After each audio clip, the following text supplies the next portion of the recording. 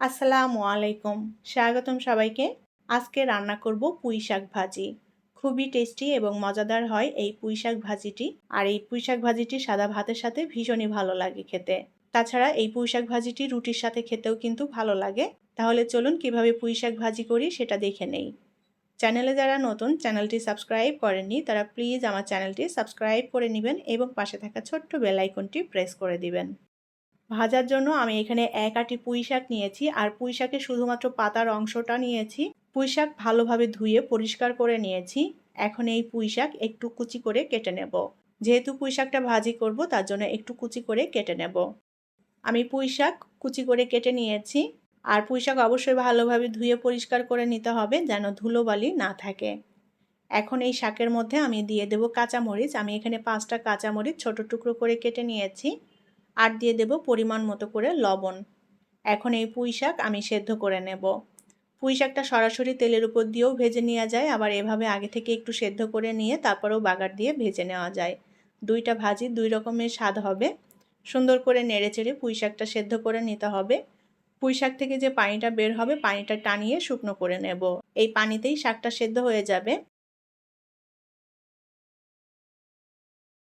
নেড়েচেড়ে পুঁইশাকটা ভালোভাবে সেদ্ধ করে নিয়েছি আর যে পানি বের হয়েছিল পানিটাও টানিয়ে নিয়েছি।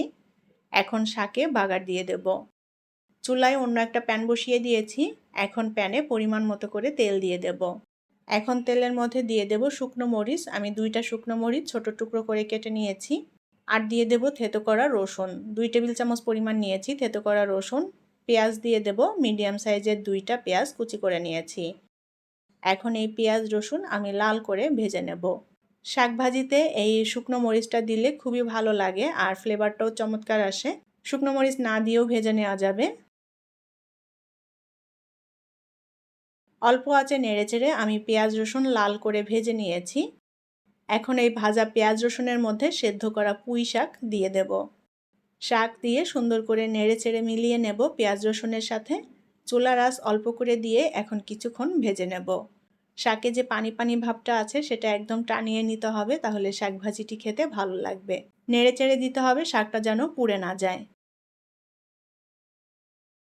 অল্প আঁচে সুন্দর করে নেড়েচেড়ে আমি পুঁই শাকটা ভেজে নিয়েছি একদম ঝরঝরে করে। সম্পূর্ণ পানি টানিয়ে নিয়েছি শাকের। পুঁই শাক ভাজি কমপ্লিট। এখন নামিয়ে নিয়ে পরিবেশন করব। তৈরি হয়ে গেল দারুণ টেস্টি পুঁইশাক ভাজি। এই পুঁইশাক ভাজিটি রুটি অথবা ভাতের সাথে ভীষণ ভালো লাগে খেতে। আশা করছি আজকের পুঁইশাক ভাজি আপনাদের কাছে ভালো লেগেছে।